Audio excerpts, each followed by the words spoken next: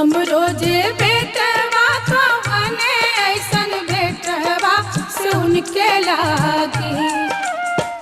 हम रोजे बेटवा तो बने ऐसन बेटवा से उनके लागी। करली छठ बरतिया से उनके लागी।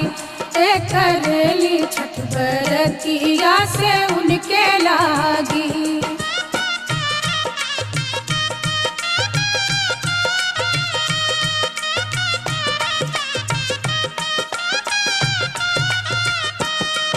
अमरूदिया के पात पर उगेलन सूरज मल झाके झुके।